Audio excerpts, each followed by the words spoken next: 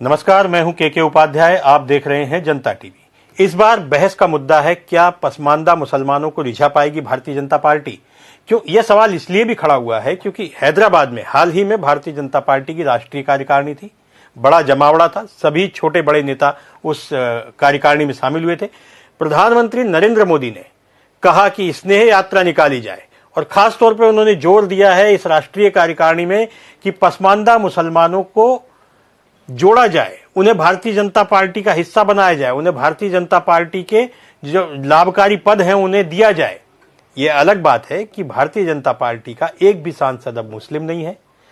उत्तर प्रदेश की अगर हम बात करें तो यहां एक भी विधायक मुस्लिम नहीं है, लेकिन फिर भी भारतीय जनता पार्टी की नजर मुसलमानों की कुल आबादी में से 70 से 80% आबादी पर है, क्योंकि 70 से 80% आबादी पसमानदा मुसलमानों की है।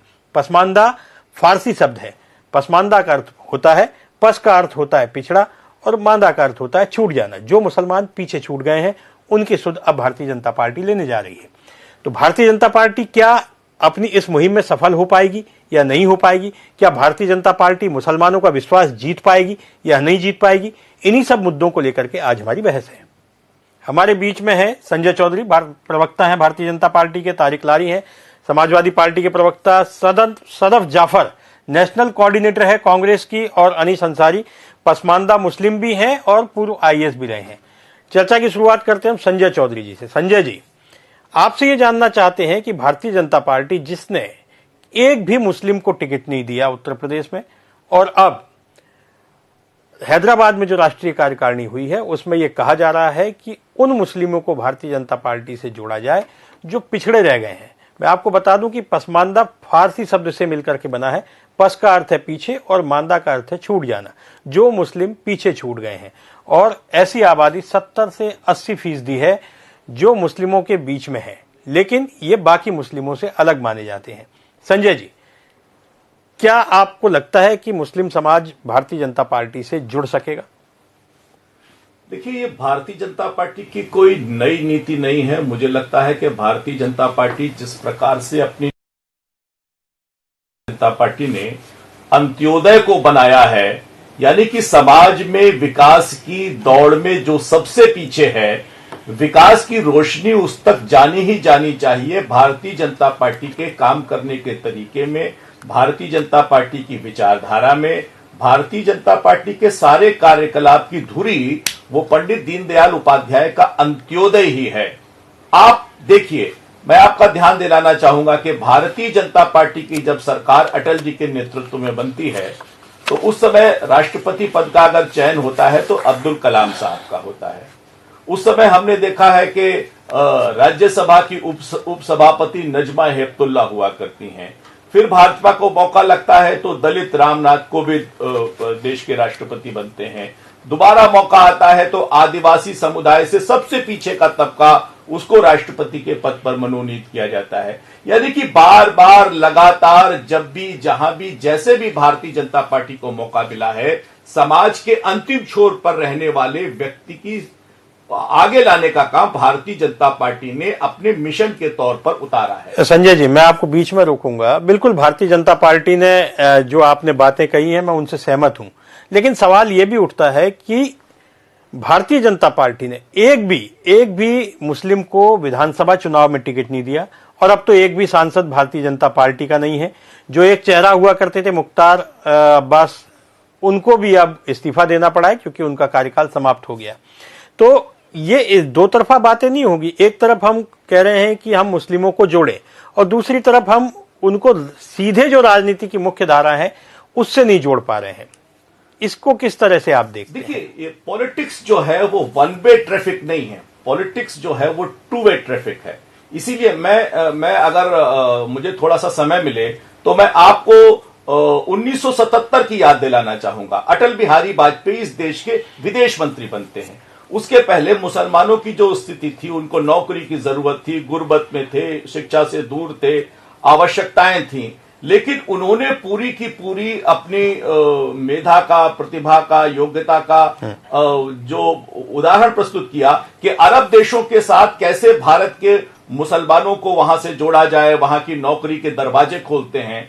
तो मुसलमानों में उनको आगे लाने के लिए केवल यही सरकार नहीं, इसके पहले की सरकार और उसके पहले 77 में भी जब हमको मौका मिलता है तो हम भारत के मुसलमानों के लिए एक कदम आगे आके काम करते हैं। डॉक्टर मुरली मनोहर जोशी जब इस देश के अंदर मानव संसाधन मंत्री बनते हैं तो वही कहते हैं कि जो मदरसों में भी एजुकेशन जो है वो साइंटिफिक होनी चाहिए, उसमें विज्ञान भी शामिल किया जाना चाहिए, उसमें गणित भी शामिल किया जाना चाहिए। यानी कि मुसलमानों की बेहतरी का जब भी भारतीय जनता पार्टी को मौका मिला है उसने मुसलमानों की बेहतरी के लिए आगे बढ़कर काम किया है। और यही नहीं, मैं तो इसके बाद भी कहता हूं कि चाहे उनकी सामाजिक समस्या भी क्यों ना हो, 3 तलाक एक ऐसी समस्या थी जिसमें इस देश के अंदर मुस्लिम महिलाओं की स्थिति सामाजिक रूप से बहुत पीछे थी। उस समस्या का भी समाधान नरेंद्र मोदी करते हैं। योगी जी सामाजिक सुरक्षा का वातावरण बनाते हैं।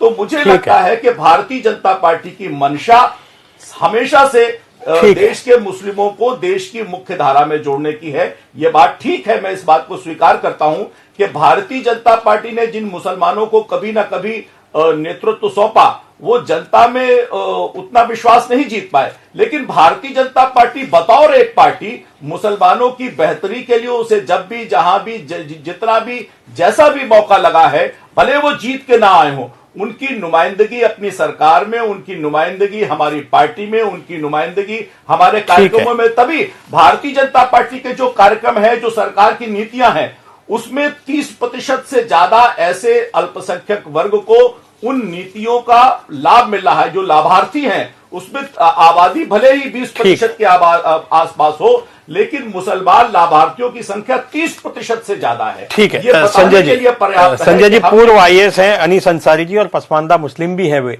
हम उनसे जानना चाहते हैं क्या भारतीय जनता पार्टी की ये पहल रंग लाएगी, और क्या आपको लगता है कि पसमानदा मुसलमानों को भारतीय जनता पार्टी सहेज के रख पाएगी, या जो अब हैदराबाद की कार्यकारिणी में इन्होंने तय किया है उसके बाद क्या कोई परिवर्तन भारतीय जनता पार्टी की विचारधारा में आपको दिखाई देता है?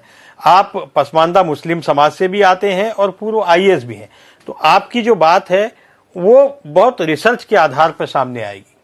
अंसारी साहब।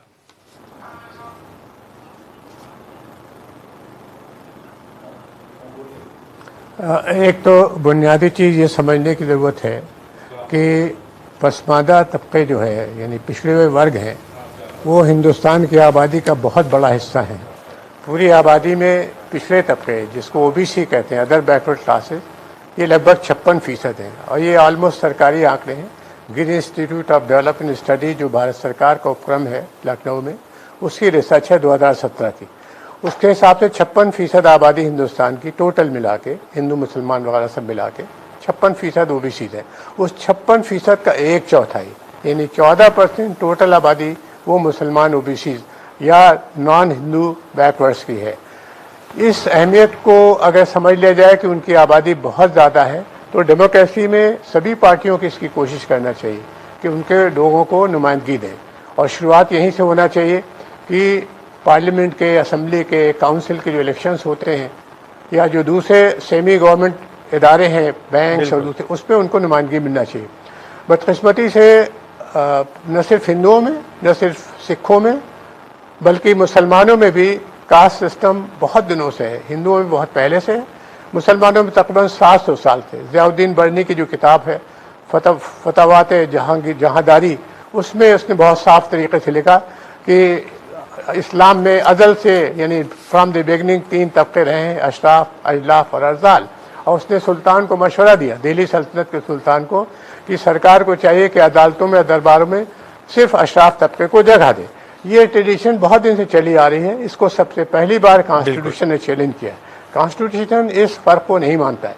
कॉन्स्टिट्यूशन सबको बराबरी का दर्जा देता है। तो चूंकि डेमोक्रेसी है, तो सभी पार्टियों की जिम्मेदारी है कि जिसकी जितनी संख्या भारी हो उसकी उतनी हिस्सेदारी दे। बीजेपी के इस बयान से और कुछ हुआ हो या ना हुआ हो, और न मुझे उनकी नीयत मालूम है कि क्या करना चाहते हैं, लेकिन अगर वाकई वो संजीदा है कि पसमानदा तबकों को जगह मिले और उनकी तरफ देखभाल हो, तो फिर उनको शुरुआत करना चाहिए कि पार्लियामेंट, असेंबली और जो काउंसिल के इलेक्शंस हैं या नगर पालिका के इलेक्शंस हैं, उनमें वो जगह देना शुरू करें पसमानदा तबकों को। मगर वो ऐसा करेंगे नहीं, क्योंकि वो आमतौर से वो हिंदू मुसलमान की धुरी में खेलने का आदी है। लेकिन पसमाना वर्गों की प्रॉब्लम ये है कि ये हिंदू मुसलमान की धुरी से नहीं खेले जा सकते। इनका जो बेसिस है वो समाजी और तालीमी बैकवर्डनेस है, जिसको कॉन्स्टिट्यूशन आर्टिकल 15-16 में रिकॉग्नाइज करता है। कॉन्स्टिट्यूशन कहता है कि किसी के खिलाफ भी कोई डिस्क्रिमिनेशन राज्य की तरफ से नहीं होगा, लेकिन जो लोग समाजी और तालीमी लिहाज से पिछड़ गए हैं उनके लिए सरकार स्पेशल प्रोविजन कर सकती है। तो मुसलमानों की जो पसमानदा कम्युनिटीज़ हैं, ओबीसी जो कहलाते हैं, वो ओबीसी की कैटेगरी में 27% का हक रखते हैं। लेकिन हमारा मशवरा ये है कि इसको 2 हिस्सों में बांटना चाहिए, जैसे ममता बनर्जी ने बांटा, जैसे इन्होंने लालू प्रसाद यादव ने 20-25 साल पहले बांट दिया था। उसमें एक्सट्रीमली बैकवर्ड क्लासेस के एक कैटेगरी होना चाहिए, ताकि जो ज़्यादा तरक्की याफ्ता बैकवर्ड हैं, जैसे यादव, कुर्मी, लोध, जाट, इनको ही सारा हक न जाए, बल्कि जो पिछले तबकात हैं जिसमें पसमानदा कम्युनिटीज़ भी हैं उनको भी हिस्सेदारी मिले। सबसे बड़ा चैलेंज बीजेपी और पूरे इंडिया की राज्य के यानी ममलकत के सामने ये है कि आर्टिकल 341 में बिना मजहब की शर्त के दलितों को रिजर्वेशन की राइट दिए गए, जिसके तहत 23% का रिजर्वेशन मिल रहा है। लेकिन 10 अगस्त 1950 में एक एग्जीक्यूटिव ऑर्डर के जरिए प्रेसिडेंट ऑफ इंडिया ने ऑर्डर किया कि सिर्फ हिंदू दलितों को ये राइट्स मिलेंगे। इसके बाद में सिखों को 1956 में, 1990 में बुद्धिस्ट दलितों को शामिल किया गया। हमारा मुतालबा ये है कि दलित मुसलमानों को भी इस शर्त से हटा के, यानी मजहब की शर्त हटाए। कॉन्स्टिट्यूशन मजहब की शर्त नहीं मानता, आर्टिकल 341 मजहब की शर्त नहीं मानता, लेकिन गवर्नमेंट ने बेजा तरीके से, गैर कानूनी तरीके से, अनकॉन्स्टिट्यूशनल तरीके से मुसलमानों को और ईसाइयों को दलितों की कैटेगरी से खारिज किया है। अगर इसको बीजेपी कर सके, इसको दूसरी पार्टियां कर सके, मुझे लगता है इस मुल्क में इक्वालिटी और इक्वालिटेरियंस को बढ़ाने में और एक लेवल प्लेटफॉर्म लाने में बहुत मदद मिलेगी, जो मुल्क के लिए ओवरऑल बहुत मुफीद होगा। जी जी जी, ठीक है अंसारी साहब। लारी साहब, आपके लिए तो और ज्यादा दिक्कत है, क्योंकि आपका तो यूपी में बेस वोट ही मुस्लिम है और मुसलमानों में 70 से 80% आबादी पसमानदा मुसलमानों की है। अगर भारतीय जनता पार्टी ने सांगठनिक रूप से, और जैसा कि अंसारी साहब कह रहे हैं कि अगर उन्होंने संजीदा होकर इस पर काम कर लिया, तो आने वाले समय में समाजवादी पार्टी को तो बड़ी कठिनाई हो जाएगी। क्या सोचते हैं आप? पहली बात है, मैं सिर्फ 2 कौम जानता हूं, एक शिया है और एक सुन्नी है। ये पसमानदा मुसलमान कहां से नए कौम आ गई है मैं जानता नहीं हूं। दूसरी बात यह कह रहे हैं कि हम इनको रिझाएंगे और हम ये करेंगे। इन्होंने बहुत अच्छे ढंग से रिझा रखा था बीजेपी ने शिया कम्युनिटी को, और लखनऊ की सबसे बड़ी शिया कम्युनिटी जो है लखनऊ पश्चिम में रहती थी, और वहां से बहुत बुरी तरह से बीजेपी हारी है और उस शिया कम्युनिटी ने भी इनका साथ छोड़ दिया है। अब पसमानदा को बैकवर्ड क्लास से जोड़ रहे हैं, तो सीधे बात कहें कि बैकवर्ड क्लास मुस्लिम, तो हमारे वहां सब खड़े होकर एक साथ नमाज पढ़ते हैं, चाहे अंसारी साहब मेरे साथ खड़े होकर पढ़ें, चाहे मैं अंसारी साहब के साथ खड़े होकर पढ़ूं, और हो सकता है अंसारी साहब ही इमामत भी कर रहे हो। हमारे वहां एक क्लास को वो नहीं दिया गया है कि आप ही सिर्फ इमामत करेंगे, जैसे ब्राह्मण को कहा गया कि पुजारी सिर्फ आप बनेंगे। हमारे वहां सब लोग इमामत कर सकते हैं, वो अनीस अंसारी साहब भी कर सकते हैं, तारिक अहमद लारी भी कर सकते हैं, और मैडम भी कर सकती हैं। बस आपको नमाज पढ़ाने का तरीका और आपको कुरान की वो आयतें आनी चाहिए, या जो भी आयतें आपको आती है वो आप पढ़ाइए। तो पसमानदा तो नाम मैं इधर पिछले 2-3 साल से सुनने में आ रहा है, तो मैंने बड़ी खोज की, मुझे इस नाम का कोई कम्युनिटी मिली नहीं। बैकवर्ड क्लास मिली है, पूरी बैकवर्ड क्लास मिली। आपने अनीस अंसारी साहब से पूछा था कि बीजेपी के लिए आपका क्या रहेगा और बीजेपी ये करेगी, तो उन्होंने सारी कहानी बता दी। अंसारी साहब कुछ कहना चाह रहे हैं, 1 मिनट। अंसारी साहब, लारी जी, अंसारी जी आपकी बात का जवाब देना चाह रहे हैं, 1 मिनट सुन लेते हैं अंसारी जी को। जी अंसारी जी, मैं आप कुछ कहना चाह रहे थे। जो लोग ये कहते हैं जी जी जी जी जो लोग ये कहते हैं कि मुसलमानों में पसमानदा नहीं है, या ये कहते हैं कि सब लोग नमाज पढ़ते हैं, वो 2 चीज़ों को मिक्सअप करते हैं। वो रिलीजन के प्रिस्क्रिप्शन को और सोसाइटी की मौजूदा हालत को, और मौजूदा हालत भी नहीं, 700 साल पुरानी हालत को मिला देते हैं। असल बात यह है कि इस्लाम जात पात के सिस्टम को रिजेक्ट करता है, लेकिन मुसलमान हिंदुस्तान के 700 साल से रिकॉर्डेड हिस्ट्री के हिसाब से जात पात पे अमल कर रहे हैं। मैंने फतवाए जहांदारी का जिक्र किया, ज़ियाउद्दीन बर्नी की किताब है, अरबी में उसके ट्रांसलेशन अवेलेबल है, जिसको पढ़ना हो पढ़ ले। 700 साल पुरानी किताब है। वो साफ तरीके से कह रहा है कि इस्लाम में शुरू से, वो तो इस्लाम कह रहा है, मुस्लिम सोसाइटी नहीं कह रहा, इस्लाम में 3 तबके शुरू से रहे हैं, अशराफ, अजलाफ और अरजाल। और अजलाफ के अगर मानी हम आपको बता दें तो बहुत लोग शर्माएंगे, शर्मिंदा हो जाएंगे। अजलाफ के 2 मानी होते हैं, एक वो शख्स जो मिक्स पेरेंटेज से आया हो, यानी बाप हिंदू हो या माँ हिंदू हो, और दूसरा पार्टनर जो है वो दूसरे मजहब का हो। तो एक तो ये मतलब है, और दूसरा मतलब है इलेजिटिमेट, जिसको मैं उर्दू में कहना भी नहीं चाहता। ये नाम दिया है ज़ियाउद्दीन बर्नी मौलाना ने फतावा जहांदारी में। और हम आपको मालूमात के ये भी बता, सब लोग जानते भी हैं इसको, सच्चर कमेटी ने इसको रिकॉग्नाइज किया। सच्चर कमेटी ने कहा कि मुसलमानों की सोसाइटी में, हिंदुस्तान में 3 तबके हैं, अशराफ जो नोबल हैं, बड़े शरीफ लोग हैं, अजलाफ जो सेकंड कैटेगरी के हैं, और अरजाल जो सबसे मीन, सबसे गिरी हुई हालत में, जो गंदे या सफाई के काम, इस तरह काम करते हैं। देखिए, इस्लाम में कहा गया, इस्लाम में तो कहा गया शराब पीना मना है, लेकिन इसकी बुनियाद पे ये नतीजा निकलना है कि मुसलमान शराब नहीं पीते। इस्लाम में कहा गया है सबको ईमानदार होना चाहिए, ये नतीजा निकलना है कि सारे मुसलमान ईमानदार, ये बिल्कुल बहुत ही बच्चों वाली बात होगी। मुस्लिम सोसाइटी हिंदुस्तान में कम से कम 700 साल से कास्ट सिस्टम को चला रही है, और अब लारी साहब और इस तरह के जो दूसरे अशराफिया तबके के लोग हैं, उनकी ये जिम्मेदारी है कि खुल के इसका एतराफ़ करें कि पसमानदा तबके के साथ अशराफ तबके ने ज्यादतियाँ की हैं, ज़मींदारों ने ज्यादतियाँ की हैं, और फ्यूडल सिस्टम में ज्यादती हुई। अब डेमोक्रेसी में कम से कम इसको खत्म करने के लिए मरज तो पहचानना शुरू करें, कहें तो कि उनकी सोसाइटी में कास्ट सिस्टम है, तभी तो आप उसका इलाज निकालेंगे। और इमामत करने से कोई कम्युनिटी आगे नहीं बढ़ती, कम्युनिटी उस वक्त बढ़ती है जब पॉलिटिकल पावर उसके पास हो।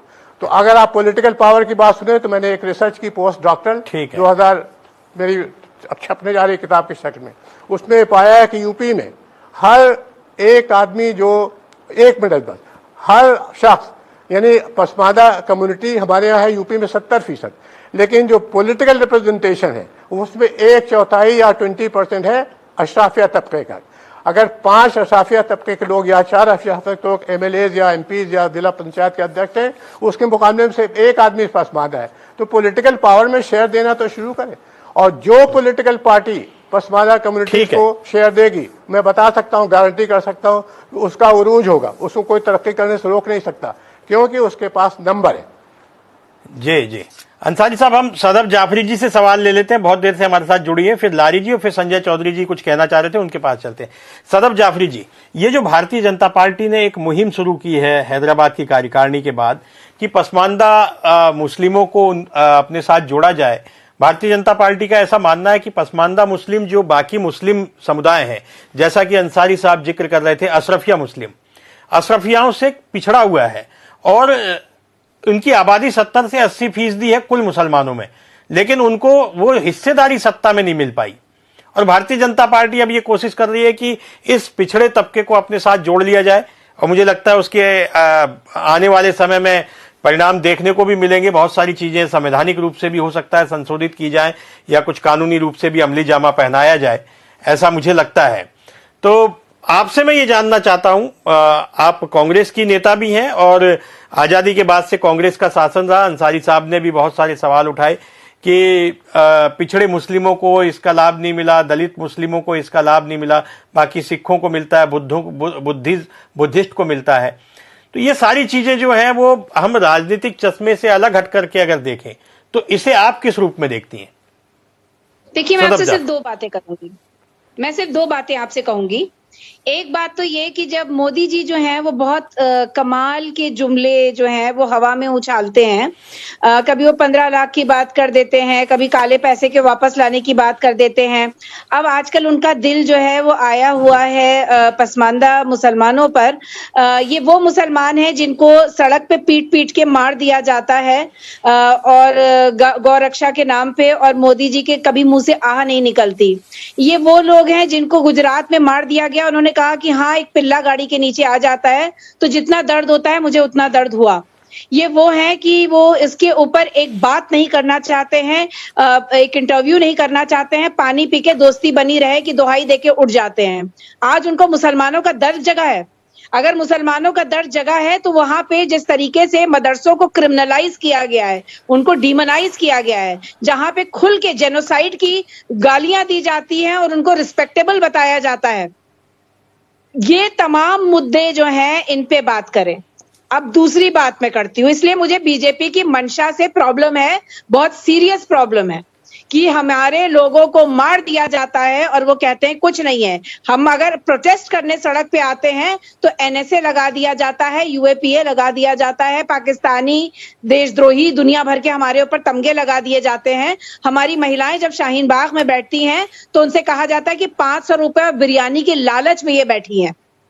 तो बीजेपी की मंशा पे बहुत बड़ा सवाल है। दूसरी बात आती है कि सरकारी स्कूल, सरकारी अस्पताल, सरकारी फैक्ट्रियां, सरकारी इकाइयां किसने बनाई? वहां किसके लोग काम कर रहे थे? कौन लोग थे? तो आप देखेंगे कि लगातार हर जगह जो है वो गरीब काम कर रहा था। कांग्रेस ने गरीबों के लिए काम किया, वो किसी की अपीजमेंट पे यकीन नहीं करती थी। वो यकीन करती थी कि गरीब आगे आए, पिछड़ा आगे आए, इकोनॉमिकल अपलिफ्टमेंट होगा तो अपने आप आगे आएगा। जब 33% महिलाओं को आरक्षण होगा तो वो अपने आप आगे आएगा। तो लगातार नीचे के तबके को उठाकर कतार के आखिरी आदमी को आगे, इससे फर्क नहीं पड़ता वो पसमानदा मुसलमान है कि वो दलित है कि अति दलित है कि अति पसमानदा है। इंपॉर्टेंट ये था कि वो अपना रिप्रेजेंटेशन कर सके। हिंदू मुसलमान किए बगैर भी देश को उन्नति के रास्ते पे ले जाया जा सकता है। हिंदू, मुसलमान, अशरफ, पसमानदा ये वो करते हैं जिनको करना कुछ नहीं है, बस उनको एक एक लॉलीपॉप पकड़ाते रहना है। कभी विकास, कभी अच्छे दिन, कभी 15 लाख, कभी बेटी बचाओ बेटी पढ़ाओ। जी सदब जी, अब आपने सारे सवाल भारतीय जनता पार्टी पर उठाए, संजय जी से ही जवाब ले लेते। संजय जी, मैडम ने आपकी मनसा पर ही सवाल खड़े कर दिए हैं कि भारतीय जनता पार्टी की मनसा ही ठीक नहीं लगती है। जी संजय जी, देखिए, मुझे लगता है कि जब चीजें याद नहीं रहती हैं तो ऐसी बातें निकला करती हैं। मैं समझता हूं कि अगर इनको याद आएगा, गोधरा कांड की बात की है, कांग्रेस के 22 नेताओं को गोधरा कांड में सजा हुई है। यानी कि गोधरा कांड में जो लोग शामिल थे उसमें कांग्रेस के 22 लोग शामिल थे। अगर आप उन हत्याओं की हत्या की बात करती हैं तो उसके खून से तो आपके नेताओं के हाथ भी रंगे हुए हैं। दूसरे, मेरे समाजवादी पार्टी के मित्र बात उठा रहे थे, मुझे लगता है कि वो समाजवादी पार्टी के प्रवक्ता के रूप में कम बोल रहे थे, मुस्लिम समाज के नुमाइंदे के रूप में ज्यादा बोल रहे थे। लखनऊ की बात कर रहे थे। अब मैं उनको याद दिलाना चाहूंगा, लखनऊ में सिया और सुन्नी का दंगा के कारण सियों के जलूस के ऊपर 20 साल तक प्रतिबंध लगा था। उस प्रतिबंध को लगाने में कांग्रेस शामिल थी, उस प्रतिबंध को चलाए रखने के लिए समाजवादी पार्टी शामिल थी, और उस प्रतिबंध को हटाने का काम किसने किया? भारतीय जनता पार्टी ने किया। इसीलिए मैं कहता हूं कि इस, और अंसारी साहब ने जो बात की वो बहुत महत्वपूर्ण बात है कि उस रिजर्वेशन को बढ़ाने की बात, जिसमें मुसलमानों को लाभ मिल सकता था, उसको रोकने का काम तो कांग्रेस पार्टी ने किया। तो जो राजनीतिक दल मौका पड़ने पर मुसलमानों की बात के खिलाफ आते हैं, लेकिन भारतीय जनता पार्टी देश के अंदर मुसलमानों की बेहतरी के लिए आती है, उसके काम, लेकिन ठीक है, काम याद नहीं थे। अंसारी साहब ने कहा कि आपको लोकल सेल्फ गवर्नमेंट के बेसिस पे वहां भी टिकट देने चाहिए। अरे अंसारी साहब, हमने तो 1967 में इसी लखनऊ में एजाज रिजवी साहब जनसंघ के कारपोरेटर रहे। बहुत बड़ी संख्या में उत्तर प्रदेश में कारपोरेटर्स ऐसे हैं जो मुस्लिम समाज के हैं, लेकिन वो जो, और इस बार के चुनाव के बाद आपने देखा होगा, विधानसभा चुनाव के बाद ऐसे मुसलमानों को जिन्होंने भारतीय जनता पार्टी को वोट दिया, कट्टरपंथी मुसलमानों ने उनके खिलाफ क्या किया? यानी कि उनके घर तक जला दिए, उनके खिलाफ हमले किए गए। यानी कि जो मुस्लिम समाज भारतीय जनता पार्टी के पक्ष में आए, कट्टरपंथी मुसलमानों ने उन्हें हरेस किया है। लेकिन भारतीय जनता पार्टी की बार बार लगातार हमेशा जब भी भाजपा को मौका मिला, भाजपा ने आगे बढ़कर मुस्लिम समाज को अपनी उसी दीनदयाल जी की विचारधारा, जिसमें अंत्योदय की बात होती है, हमने हर वक्त करने की कोशिश की है, और उसे आगे भी करने के लिए इस राष्ट्रीय कार्य समिति में हमने निर्णय किया है। निश्चित रूप से कर दिखाएंगे। समाजवादी पार्टी को तो पसमंदा दिख ही नहीं रहा है, उनको लगता ही नहीं कि कोई पसमंदा होता है। कांग्रेस भी इसको नकार रही है कि कोई पसमंदा होता है। यानी कि पिछड़ों की उपस्थिति को ही नकार दिया जाना, यह बताता है कि वास्तव में विकास के लिए मुसलमान आगे आए, ये उन्हें स्वीकार नहीं है। जी लारी साहब, लारी साहब, आपसे एक सवाल ले लेते हैं। उस समय बीच में आपकी बात अधूरी रह गई थी। अभी संजय जी ने कहा कि आप तो इस बात को मानने को ही तैयार नहीं है कि पसमानदा कोई अलग से मुस्लिम होता है, जबकि अंसारी साहब ने भी कहा, संजय जी तो खैर कह ही रहे, भारतीय जनता पार्टी पसमानदाओं पे काम करने जा रही है। तो आप अब क्या सोचते हैं, क्योंकि अगर पसमानदा मुसलमान भारतीय जनता पार्टी के साथ अगर 1% भी चला जाता है तो समाजवादी पार्टी को उत्तर प्रदेश में तो कम से कम बहुत बड़ा नुकसान होने वाला है। लारी जी। भाई एक बात बताइए, अनीस अंसारी साहब जागते हुए मुंगेरी लाल के सपने देख रहे हैं। जो व्यक्ति अपने ही धर्म के लोगों का आरक्षण खत्म करने में लगा होगा, वो व्यक्ति कहां से मुसलमान को, जिससे वो सख्त नफरत करता है, उसको आरक्षण देगा? पहली बात।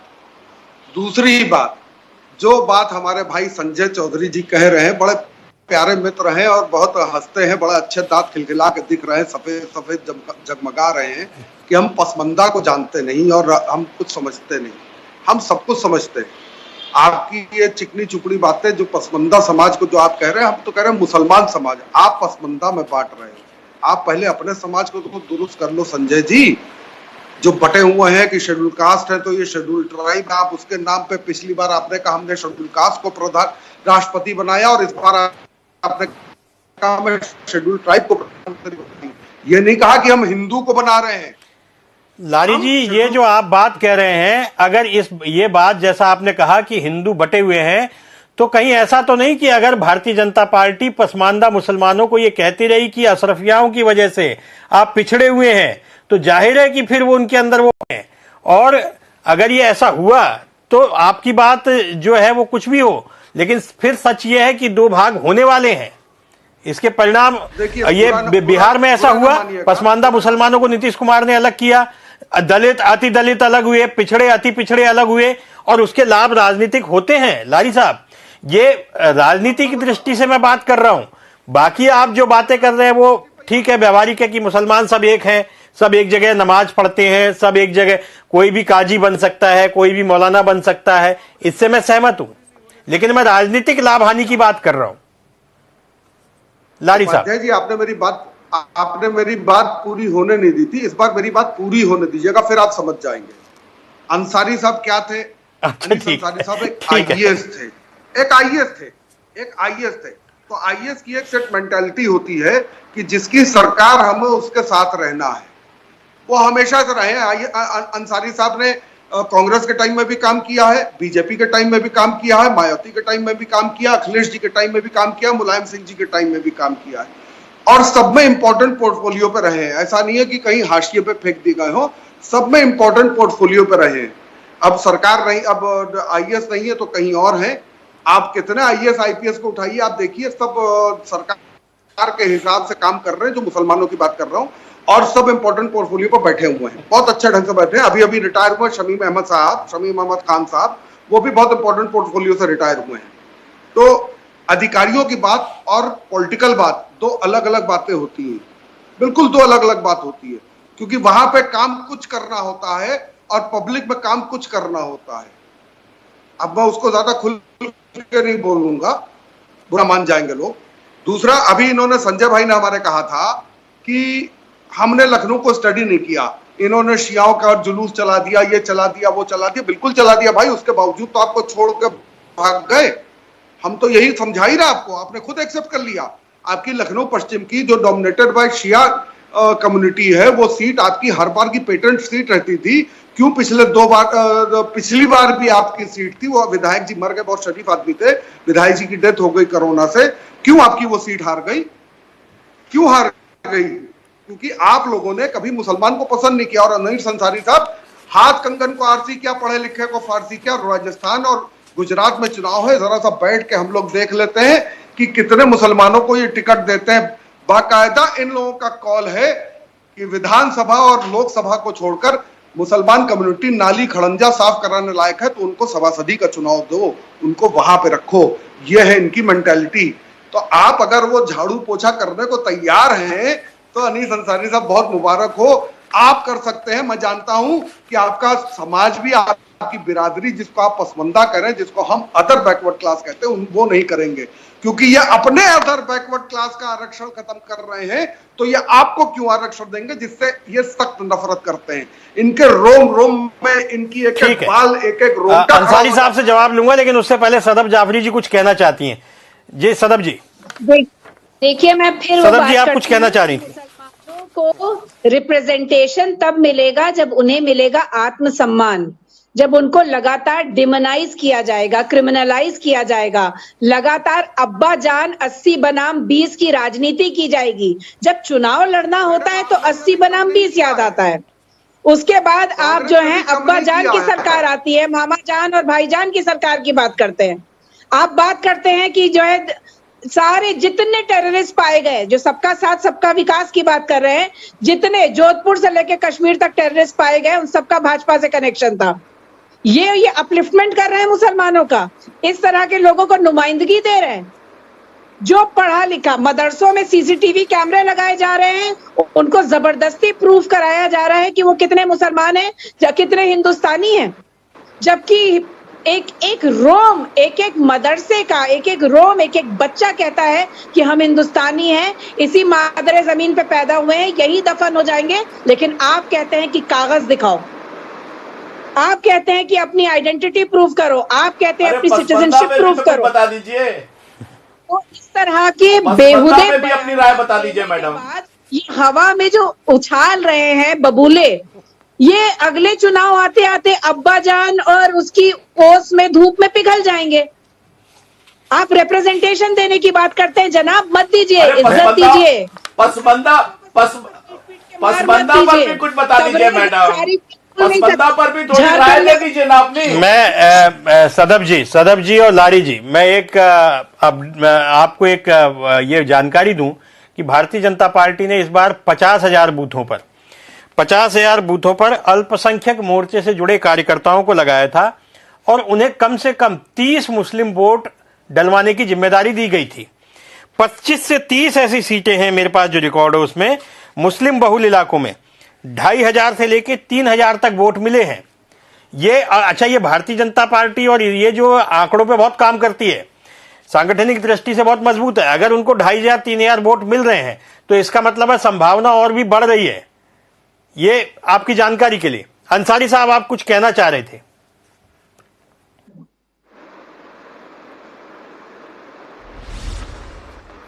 जी मैं यह करना चाहता हूं कि हमारे मुल्क की पिछले 100 साल से सबसे बड़ी बदकिस्मती ये रही है कि आज़ादी से पहले भी और आज़ादी के बाद भी पॉलिटिक्स की जो धुरी है वो रिलीजन को बनाया गया है, हिंदू मुसलमान। जबकि हमारा कॉन्स्टिट्यूशन और जंग आज़ादी जो 1857 में शुरू हुई, उसमें कहीं भी हिंदू मुसलमान का चक्कर नहीं था। लोगों ने उस वक्त तो कॉन्स्टिट्यूशन नहीं था, लेकिन मिल के लड़ाई लड़ी थी। और कॉन्स्टिट्यूशन ने बहुत साफ तरीके से वजाहत की है कि रिलीजन की बुनियाद पे हम कोई डिस्क्रिमिनेशन सरकार राज्य नहीं कर सकता है, राज्य नहीं कर सकता, ममलकत नहीं कर सकती। लेकिन हम लोग की अभी पुरानी आदतें हैं, हर जगह हम लोग हिंदू मुसलमान की पॉलिटिक्स करने की कोशिश करते हैं। उसका सबसे बड़ा नुकसान मुसलमानों के गरीब तबकों को होता है, जिसको हम पसमानदा कहते हैं। जितनी जल्दी मुस्लिम पसमानदा तबका जो मेजॉरिटी है, जो मुसलमानों के 80-85% आबादी का हिस्सा है, जितनी जल्दी अपने आप को रिलीजन के आइडेंटिटी बेस्ड पॉलिटिक्स से अलग कर लेगा और अपनी समाजी और तालीमी पिछड़ेपन की बुनियाद पे अपने आप को आगे बढ़ाने की कोशिश करेगा, उतना ही उसके हक में होगा। और ये खाली उसके हक में नहीं होगा, मैं ये अर्ज कर रहा हूँ कि मुसलमानों के अलावा हिंदुस्तान के सभी कम्युनिटीज़ के लिए चीज़ मुफीद है कि वो रिलीजन की पॉलिटिक्स से अपने आप को अलग करें। इसमें आरएसएस को, बीजेपी को सबसे पहले लीड लेना चाहिए। इन्होंने तो 1925 से कहना शुरू कर दिया था कि आज़ाद हिंदुस्तान में मुसलमान, कम्युनिस्ट और ईसाइयों को जगह नहीं मिलेगी। तो अब उसको बदल दें, अब वो आउटडेटेड हो गया है। जो 1925 में कहा गया था या 1939 में जो गोलवालकर साहब ने कहा, इसको बदल देना चाहिए। इनको कहना चाहिए कि हम अपने मुल्क में सभी को बराबर का हिस्सा देंगे, क्योंकि कॉन्स्टिट्यूशन का रिक्वायरमेंट यही है। उसको कोई रोक के बहुत ज़्यादा दिन रख नहीं पाएगा। डेमोक्रेसी है, धीरे धीरे सभी तबकात, जिसमें पसमानदा तबकात की बड़ी भागीदारी है, वो आगे बढ़ने की कोशिश करेंगे। अब ये कह देना कि पसमानदा कम्युनिटीज़ मौजूद नहीं है इस्लाम में, ये कंफ्यूजन है। इस्लाम में तो नहीं है लेकिन मुसलमानों में है और इसका एतराफ़ होना चाहिए। जब तक हम ये मानेंगे नहीं कि ये मरज़ है मुस्लिम सोसाइटी में, तब तक उसका इलाज भी नहीं ढूंढा जाए। जी ठीक है। मेरे ख्याल में संजय जी, अभी जैसा अंसारी साहब ने कहा कि बिल्कुल मैं सहमत हूं। संजय जी, जैसा अंसारी साहब कह रहे थे कि आरएसएस ने सबसे पहले हिंदू मुस्लिम की बात की 1925 में, और उसके बाद भारतीय जनता पार्टी कमोबेश उसी लाइन पे है, और अभी जो भारतीय जनता पार्टी की राजनीति है वो हिंदू और मुसलमान को लेकर के ही है। इसलिए नियत पर सवाल उठना स्वाभाविक है। जब इस तरह का वातावरण समाज में है, तब फिर ऐसे में भारतीय जनता पार्टी क्या अपने मकसद में या उद्देश्य में कामयाब हो पाएगी? संजय जी। नहीं, अंसारी साहब ने जिस बात को उठाया है, मुझको लगता है कि भारतीय जनता पार्टी या संघ जो करता है वो एक चीज है, लेकिन संघ के बारे में जो लोगों ने राय बना रखी है वो दूसरी बात है। संघ केवल, भाजपा केवल इस देश में रहने वालों को देश की मुख्यधारा, देश की संस्कृति और देश में जो मापदंड है उनके साथ खड़े होने की बात करती है। जो भी लोग हैं वो देश के साथ प्रतिबद्ध होना चाहिए। अगर कोई आतंकवादी है उसके खिलाफ अगर कार्रवाई होती है तो यहां एक फेरिस्ट गिनाई जा रही है कि जो आतंकी है उनके खिलाफ कार्रवाई हो रही। अरे आतंकी के खिलाफ कार्रवाई क्यों नहीं होनी चाहिए? जो देश के प्रति श्रद्धा रखते हैं, जो देश के प्रति पॉजिटिविटी रखते हैं, जो देश के लिए काम करना चाहते हैं, जो देश के लिए मर मिटने वाला चाहते हैं, आखिर आप बताइए ना, औरंगजेब की बात होती है लेकिन बहादुर शाह जफर की बात नहीं होती, दारा शिकोह की बात नहीं होती। अभी अब्दुल हमीद की पुण्यतिथि थी 8 तारीख को। अब्दुल हमीद को लोग नहीं याद करते, क्यों नहीं याद करते? मुझे लगता है कि मुस्लिम समाज के ऐसे नुमाइंदों को जो अपने आप को मुस्लिम कहकर बात करते हैं, वो इस देश के लिए मर मिटने वाले मुसलमानों को शिद्दत के साथ आगे लाकर याद क्यों नहीं करते? उनको आदर्श के रूप में क्यों नहीं खड़ा करते? ऐसे मुसलमान जिन्होंने इस देश के लिए अपना सर्वस्व दे दिया, उनके पीछे मुसलमान क्यों नहीं खड़ा करते? मुझे लगता है कि इस नजरिए पर भी देखना चाहिए। और भारतीय जनता पार्टी ने जब भी, जहां भी, जैसा भी, जितना भी अवसर मिला, इस देश के मुसलमानों के लिए बेहतरी का काम किया, और वो बेहतरी और कहीं नहीं दिखती है। आप बताइए, कांग्रेस में नहीं दिखती है, समाजवादी पार्टी में नहीं दिखती है। लोग तो पसमंदाओं के अस्तित्व को ही अस्वीकार करते हैं।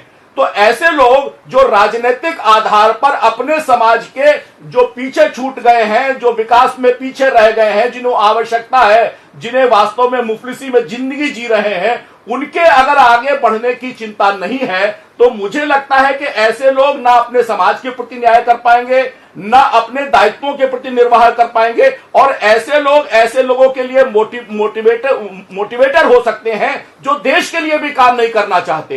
तो मुझे लगता है कि ये जो विभ्रम की स्थिति है, और इस विभ्रम की स्थिति से निकालने के लिए भाजपा ने जो तय किया है कि इस देश के पसमंदा समाज को, जो विकास की रफ्तार में पीछे छूट गए हैं, जो आगे नहीं आ पा रहे हैं, उनको भी मौका मिलना चाहिए। और उस मौके के लिए दीनदयाल जी का जो बेसिक हमारा मंत्र है कि अंत्योदय के आधार पर अंतिम छोर पर खड़े हुए व्यक्तियों के लिए विकास की रास्ते खुलने चाहिए। और हमारी योजनाओं में मैंने कहा ना कि 20% मुसलमानों को होते हुए भी 30% से ज्यादा लाभार्थी, इस बात की निशानी है कि भारतीय जनता पार्टी ने अपने कार्यक्रमों के आधार पर ऐसे समाज के विकास की रास्ते खोले हैं, और इनके बीच में जाकर अब भारतीय जनता पार्टी से इनको जोड़ेंगे। ठीक है, लारी जी से इसका जवाब लेते हैं। लारी जी, देखिए, संजय भाई ने बहुत कुछ कह दिया जो उनको नहीं भी कहना चाहिए था, वो भी कह दिया। लेकिन सबसे पहले मैं आपकी बात का जवाब दे दूं उपाध्याय जी। इस प्रदेश में टोटल 1,74,351 बूथ है, उसमें से 2 बूथ की आप गिनती करा रहे। तो मैं आपको गारंटी के साथ कहता हूं कि 74,000 बूथों की गारंटी मेरे पास है, जिसमें ब्राह्मण ठाकुरों ने भी हमको समाजवादी को वोट दिया है। ये ध्यान रखिएगा। तो वो कहानी छोड़ दी, जीतने वाला जीता है, हारने वाला हारता है, जो जीता वही सिकंदर। इस समय फिलहाल कहानी ये है। अब जैसे इन्होंने कहा, ये समाज को बांट रही है, अभी ये तक अपने समाज को बांट चुके हैं, अब ये मुसलमानों को बांटने में लगे हैं कि ये पसमंदा है, ये बैकवर्ड है, तो ये अपर कास्ट है, तो ये लोअर कास्ट है, ये शेड्यूल कास्ट है, तो ये शेड्यूल ट्राइब है। और अनीस अंसारी साहब भी बांटने में लग गए। मैं तो पूरे मुस्लिम समाज की बात कर रहा हूँ, अनीस अंसारी साहब, पूरे मुस्लिम समाज को आरक्षण मिलना चाहिए। आइए आपके साथ के आप ही बहुत बैकवर्ड की बात कर रहे हैं, तो कितने बैकवर्ड आईएएस आईपीएस बैठे हैं, जाइए उनसे कहिए इसी नाम पे इस्तीफा दे दें। देखो कितने आपके नेतृत्व में आके इस्तीफा देते हैं। और आपने नौकरी में रहते हुए ये मुहिम क्यों नहीं चलाया? आपको चलाना चाहिए था। रही कांग्रेस की बात, तो कांग्रेस ने हमेशा हम लोग को दबाया है। मैं अटल जी की एक बात बता देता हूं। अटल जी ने कहा था, मेरे फादर को वो बीजेपी ज्वाइन कराना चाहते थे, तो बाकायदा कहा कि लाल साहब आप कह रहे हैं कि मैं प्राइम मिनिस्टर बनूंगा, तो अगर अटल बिहारी वाजपेयी प्राइम मिनिस्टर तो मुशीर अहमद लारी कैबिनेट में सेकंड मिनिस्टर, और अडवाणी जैसे लोगों को थोड़ी सी शर्म आएगी जब आप खड़े होकर बयान देंगे और बोलेंगे। चलिए वो तो कहानी है, कल हो गई। उन्होंने कहा हम जैसे आज हिंदू पार्टी है वैसे ही कांग्रेस भी हिंदू पार्टी थी, बाद में मुसलमान कांग्रेस में आया। कांग्रेस ने क्या किया? कांग्रेस ने मुजफ्फरनगर कांड किया, मुजफ्फरपुर कांड किया, भागलपुर कांड किया। कौन सा कांड? मुरादाबाद कांड, जहां पे लाइन से खड़े करके मुसलमानों को गोली मार दी गई। और अनीस अंसारी साहब उस समय आईएएस थे। ठीक है लारी जी, कंक्लूजन रिमार्क अंसारी साहब से ले लेते हैं, समय बहुत कम है। और एक सदफ जाफरी जी से भी, सदफ जाफरी जी, लारी जी ने कांग्रेस पे बहुत सवाल उठाए हैं, आप बहुत संक्षेप में अपना जवाब दीजिए। अंसारी साहब उसके बाद आपका आखिरी रिमार्क। दूर नहीं जाते हैं, अभी कुछ साल पहले जो सरकार गई है इनकी, तो मुजफ्फरनगर दंगे हुए थे और सैफई में नाच हो रहा था। इसको भुलाया नहीं जा सकता है और मुसलमान भूले नहीं है, पहली बात।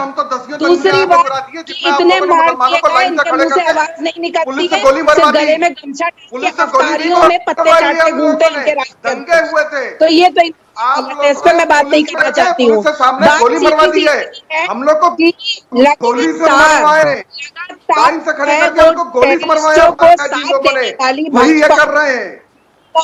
पूरी तरह जांच न करवाने वाली भाजपा, मुसलमानों को डिमोनाइज करने वाली भाजपा से कोई उम्मीद नहीं है।